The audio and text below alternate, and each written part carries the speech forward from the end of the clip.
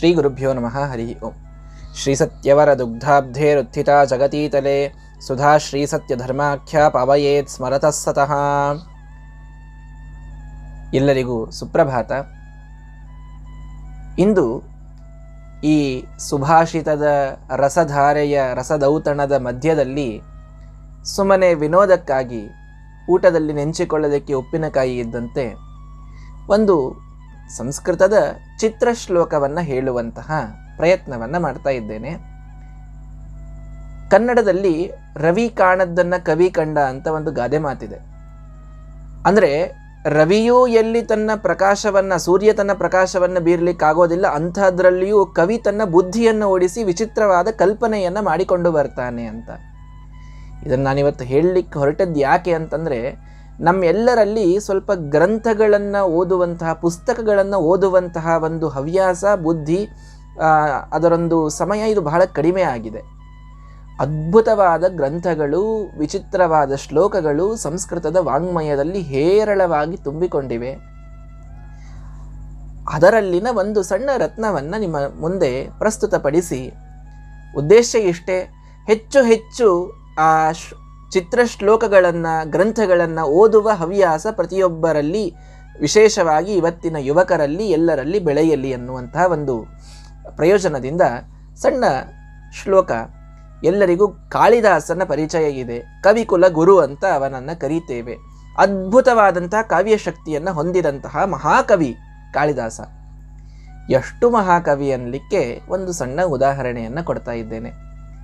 ಆಗೆಲ್ಲ ನೋಡಿ, ಶ್ಲೋಕದಲ್ಲಿ 4 ಲೈನ್ಗಳು ಇರ್ತಾವಲ್ಲ, ಕೊನೆಯ ಪಾದವನ್ನು ಕೊಡ್ತಿದ್ರಂತೆ ಒಗಟಾಗಿ. ಅದರ ಮೇಲಿನ 3 ಲೈನ್ಗಳನ್ನು ನೀವೇ ಕಲ್ಪನೆ ಮಾಡಿ ಬರೀಬೇಕು ಅಂತ ಒಂದು ವಿಚಿತ್ರವಾದಂತಹ ಒಂದು ಪದ್ಧತಿ ಆ ಕಾಳಿದಾಸನ ಸಮಯದಲ್ಲಿ ಇತ್ತು. ಎಲ್ಲರೂ ಶ್ಲೋಕ ಬರಿತಾ ಇದ್ರು, ಎಲ್ಲರೂ ರಚನೆ ಮಾಡ್ತಾ ಇದ್ರು. ಆಗಿನ ಕಾಲದಲ್ಲಿ ಭೋಜರಾಜನ ಆಸ್ಥಾನದಲ್ಲಿ ಭಾರಿ ದಿಗ್ಗಜ ಪಂಡಿತರು, ಕವಿಗಳೆಲ್ಲ ಇದ್ದರು. ಆದರೆ ಒಬ್ಬ ಮಾತ್ರ ಯಾರಿಗೂ ಆಗಲಾರದಂತಹ ಒಂದು ಸಮಸ್ಯೆಯನ್ನು ನಾನು ಕೊಡ್ತೇನೆ, ಅದಕ್ಕೆ ಶ್ಲೋಕ ಬರೆದು ತೋರಿಸ್ಬೇಕು ಅಂತ. ಹೇಳಪ್ಪ ಏನು? ಅವನು ಹೇಳೋದನ್ನು ನೋಡಿದರೆ ಎಲ್ಲರೂ ನಗಲಿಕ್ಕೆ ಪ್ರಾರಂಭ ಮಾಡಿಬಿಟ್ರು. ಅವನು ಹೇಳಿದ, ನೋಡಿ 4ನೇ ಲೈನ್ ಏನಿರಬೇಕು, ಟಾಟಂ ಟಟಂ ಟಂ ಟಟಟಂ ಟಟಂ ಟಹ ಅಂತ ಹೇಳಿದವನು. ಎಲ್ಲರೂ ನಗಲಿಕ್ಕೆ ಪ್ರಾರಂಭ ಮಾಡಿದ್ರು. ಏನಿದು ಟಾಟ, ಏನು ಹೀಗಂದರೆ? ನನಗದೆಲ್ಲ ಗೊತ್ತಿಲ್ಲ, 4ನೇ ಲೈನ್ ಇದೆ, 3 ಲೈನ್ ನೀವು ರಚನೆ ಮಾಡಿ ತೋರಿಸ್ರಿ, ನಂದು ಒಗಟಿದು ಅಂತ ಹೇಳಿದ ಅವನು. ಯಾರೂ ಅದನ್ನು ಬಹಳ ಸೀರಿಯಸ್ಸು ತಗೊಳ್ಳಿಲ್ಲ. ಆದರೆ ರಾಜ ಅಲ್ಲ, ಮತ್ತೆ ಅವನು ಕೇಳಿದ್ದಕ್ಕೆ ನೀವು ಒಗಟಂತೂ ಪೂರ್ಣ ಮಾಡಬೇಕಲ್ವಾ ಅಂತ ರಾಜ ಆಗ್ರಹ ಮಾಡಿದ. ಯಾವ ಕವಿಗಳಿಗೂ ಏನೂ ಹೊಳಿತಾ ಇಲ್ಲ, ಇದನ್ನು ತಗೊಂಡು ಶ್ಲೋಕ ಹೇಗೆ ಮಾಡ್ತಾರೆ ಹೇಳಿ? ಕಾಳಿದಾಸನ ವ್ಯಕ್ತಿತ್ವ, ಕಾಳಿದಾಸನ ಚಾತುರ್ಯ, ಎಂಥ ಬುದ್ಧಿಶಕ್ತಿ, ಎಷ್ಟು ಓಡ್ತಾ ಇತ್ತು ಬುದ್ಧಿ.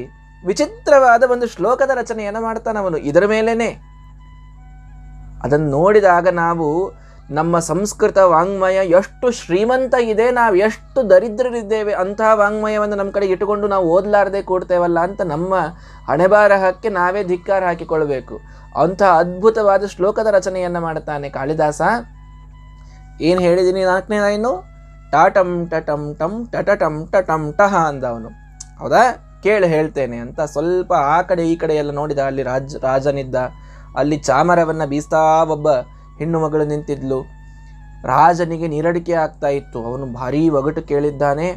ಅವನಿಗೇನು ಯಾವ ಕವಿಗಳು ಏನು ಹೇಳಲಿಕ್ಕಾಗ್ತಾ ಇಲ್ಲ. ಸ್ವಲ್ಪ ಬಾಯಾರಿಕೆಯಂತೆ ಅಧೈರ್ಯವಾಗಿ ನೀರಡಿಕೆಯಿಂದ ರಾಜ ಇದ್ದಾನೆ. ಅಲ್ಲೊಂದು ಕಲ್ಪನೆಯನ್ನು, ಅದ್ಭುತವಾದ ಕಲ್ಪನೆಯನ್ನು ಕಾಳಿದಾಸ ಮಾಡಿ ಒಂದು ಶ್ಲೋಕವನ್ನು ಹೇಳಿದ. ರಾಜ್ಯಾಭಿಷೇಕೆ ಜಲಮಾಖರಂತ್ಯ ಹಸ್ತಾಚ್ಯುತೋ ಹೇಮಘಟೋ ಯುವತ್ಯಾಃ ಸೋಪಾನ ಮಾರ್ಗೇ ಚ ಕರೋತಿ ಶಬ್ದಂ ಟಾಟಂ ಟಟಂ ಟಂ ಟಟಟಂ ಟಟಂ ಟಹ ಅಂತ ಕಾಳಿದಾಸ ಆಗಿಂದಾಗೆ ಶ್ಲೋಕ ಮಾಡಿಕೊಟ್ಟ. ಏನಿದರ ಅರ್ಥ? ರಾಜನಿಗೆ ಕೈ ತೊಳೆದುಕೊಂಡು ನೀರು ಕುಡಿಯಲಿಕ್ಕೆ ಅಂತ ರಾಜ್ಯಾಭಿಷೇಕೆ ಜಲಮಾಹರಂತ್ಯ, ರಾಜನಿಗೆ ಅಭಿಷೇಕಕ್ಕಾಗಿ, ಕೈ ತೊಳೆದುಕೊಳ್ಳುವುದಕ್ಕಾಗಿ ಒಬ್ಬ ಯುವತಿ ತನ್ನ ಟೊಂಕದ ಮೇಲೆ ಕೊಡವನ್ನಿಟ್ಟುಕೊಂಡು ಪೂರ್ಣ ನೀರು ತುಂಬಿದ ಕೊಡವನ್ನು ತರ್ತಾ ಇದ್ದಾಳೆ. ಹಸ್ತ ಅಚ್ಯುತೋ ಹೇಮಘಟೋ ಯುವತ್ಯಾಹ, ಬಂಗಾರದ ಅದ್ಭುತವಾದ ಕೊಡದಲ್ಲಿ ತುಂಬಿದ ನೀರನ್ನು ತರುವ ತರುಣಿ ತನ್ನ ಕೈಯಿಂದ ಅದು ಪತಿತವಾಗಿ ಕೆಳಗೆ ಬಿದ್ದು ಬಿಟ್ಟಿದೆ. ಭಾರೀ ಎತ್ತರದಲ್ಲಿ ಸಿಂಹಾಸನ, ನಾವೊಂದು 10 ಸ್ಟೆಪ್ಸ್ಗಳನ್ನು ಏರಿ ಸಿಂಹಾಸನಕ್ಕೆ ಹೋಗಬೇಕು. ಅವಳು ಮೇಲೇರಿ ಹೋದಾಗ ಕೊನೆಯ ಸ್ಟೆಪ್ಪಿನಿಂದ ಅವಳ ಕೈಯಿಂದ ಆ ಒಂದು ಕೊಡ ಅದು ಕಳಚಿ ಬಿದ್ದರೆ, ಬಂಗಾರದ ನೀರು ತುಂಬಿದ ಕೊಡ ನೋಡಿ, ಕಾಂಸ್ಯದ ಅಂದರೆ ಕಂಚಿನ ಕೊಡ ಇತ್ತು ಅಂತಾದರೆ ಅದು ಭಾರಿ ಘಂಟೆಯಂತೆ ಢಣ ಢಣ ಢಣ ಶಬ್ದ ಮಾಡ್ತಾ ಕೆಳಗೆ ಬರ್ತದೆ. ಬಂಗಾರ ಭಾರಿ ಒಳ್ಳೆಯದು, ಭಾರಿ ಪ್ರೀಶಿಯಸ್ ಆದಂಥದ್ದು, ಬೆಲೆ ಬಾಳುವಂಥದ್ದು. ಆದರೆ ಅದನ್ನು ಒಗೆದರೆ ಶಬ್ದ ಬಹಳ ಚೆನ್ನಾಗಿರೋದಿಲ್ಲ ಅದು. ಹೀಗಾಗಿ ಬಂಗಾರದ ಕೊಡ ಕೆಳಗೆ ಕೈಯಿಂದ ಕಳಚಿ ಬಿದ್ದಾಗ ಅದು ಆ ಮೆಟ್ಟಿಲುಗಳ ಮೇಲೆ ಶಬ್ದ ಮಾಡ್ತಾ ಬರ್ತಾ ಇದೆ. ಸೋಪಾನ ಮಾರ್ಗೇ ಚ ಕರೋತಿ ಶಬ್ದಂ.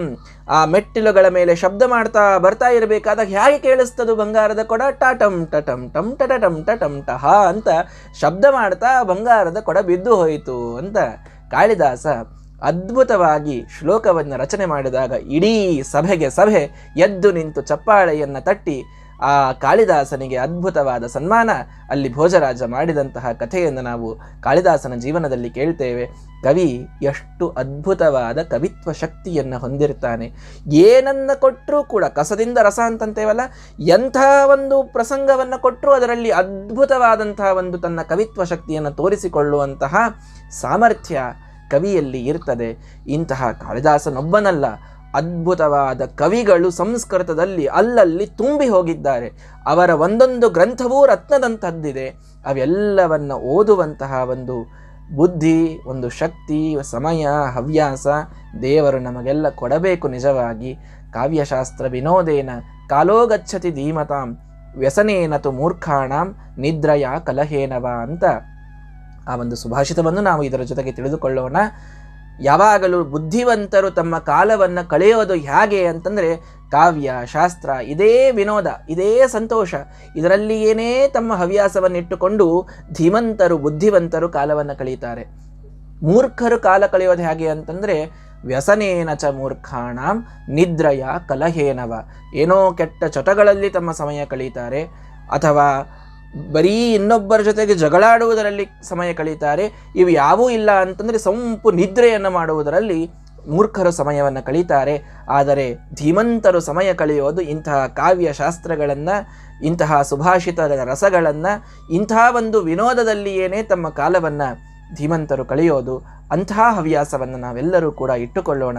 ಶಾಸ್ತ್ರಗಳನ್ನು, ಗ್ರಂಥಗಳನ್ನು, ಅದ್ಭುತವಾದಂತಹ ಕವಿಯ ಒಂದು ಕಲ್ಪನೆಗಳನ್ನು ತಿಳಿಯುವುದಕ್ಕಾಗಿ ನಮ್ಮ ಜೀವನವನ್ನು ಮೀಸಲಿಡೋಣ. ನಮ್ಮ ಮನಸ್ಸು ಯಾವಾಗಲೂ ಪ್ರಫುಲ್ಲಿತವಾಗಿರುತ್ತದೆ. ಕಾವ್ಯದ ಒಂದು ವಿನೋದ ನಮ್ಮ ಮನಸ್ಸಿನಲ್ಲಿ ಹೊಕ್ಕರೆ ಅದೊಂದು ನಶೆ ಇದ್ದಂತೆ, ಅದು ಇಳಿಯಲಿಕ್ಕಾಗೋದಿಲ್ಲ. ನಾವು ಅದ್ಭುತವಾಗಿ ಆರಾಮಾಗಿ ಚೆನ್ನಾಗಿ ಜೀವನವನ್ನು ನಡೆಸ್ತೇವೆ. ಆ ಗ್ರಂಥಗಳನ್ನು ಓದುವ ಹವ್ಯಾಸ ನಾವೆಲ್ಲರೂ ಕೂಡ ಬೆಳೆಸಿಕೊಳ್ಳೋಣ ಅಂತ ಹೇಳ್ತಾ ನಾಳೆಯಿಂದ ಮತ್ತೆ ಸುಭಾಷಿತದೊಂದಿಗೆ ನಿಮ್ಮ ಮುಂದೆ ಬರ್ತೇನೆ. ಶ್ರೀಕೃಷ್ಣಾರ್ಪಣಮಸ್ತು. ಜೈ Shriram.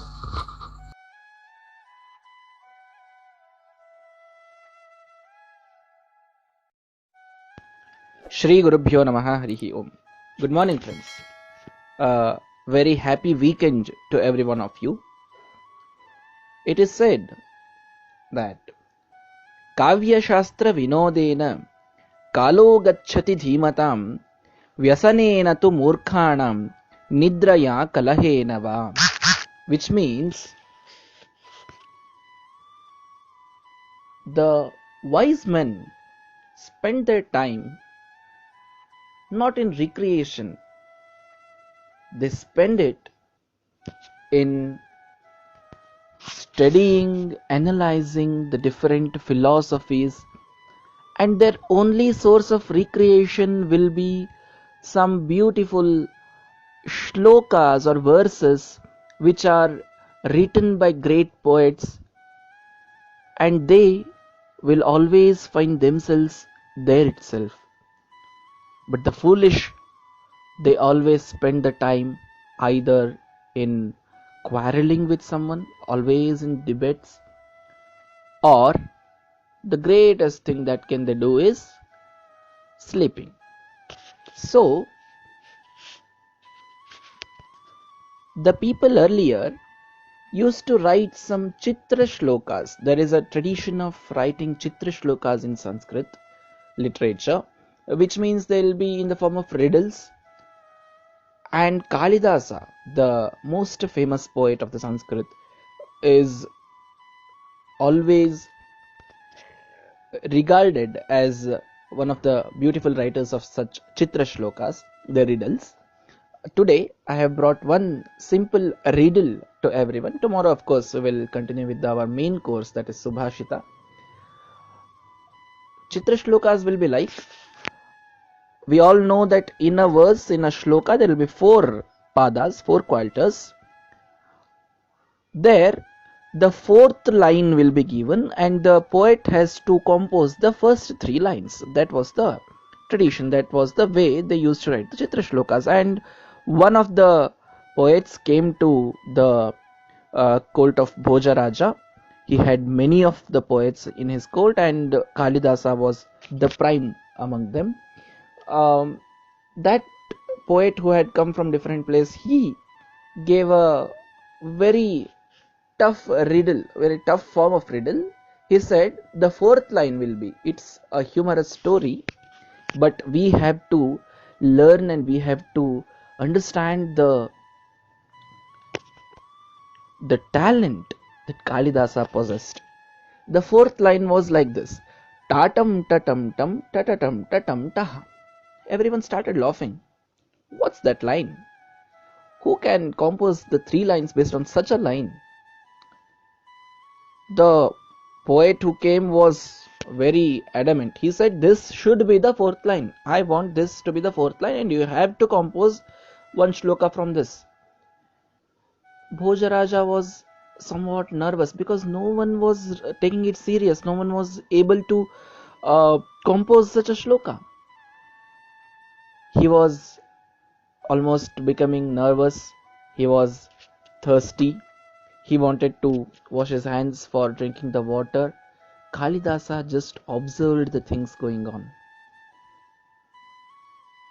There was a beautiful lady who was carrying a golden tumbler full of water, and she was walking on the steps to the throne where the king was sitting, and he observed and he said that I can compose a shloka on this situation. Everyone was astonished. What would Kalidasa compose from this humorous 4th line, tatam tatam tam tatatam tatam taha? Kalidasa said, Rajyabhisheke jalamaharantya hasta achyuto hemaghato yuvatyaha sopana margena karoti shabdam tatam tatam tam tatatam tatam taha, he said. Everyone was surprised. Is that really possible? Kalidasa composed a shloka from such a line. What would be the meaning of this? He said, Rajya Abhisheke Jalamaharantya. The beautiful lady was carrying the tumbler of water for the king to wash his hands, and when she was almost to the last step, by mistake the tumbler from her hand fell off and it was coming down the steps. Normally the bronze, if it is making sound, it will be very pleasant to hear, but the gold, though very precious, its sound is not so good. If you put it on the land, it will not sound very nicely. So he said the tumbler of the gold which was rolling down the stairs, it made the sound like tatam tatam tam tatatam tatam taha.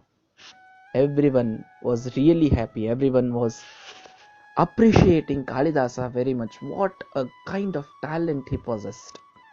See, Sanskrit literature is an ocean of such wonderful riddles, wonderful shlokas.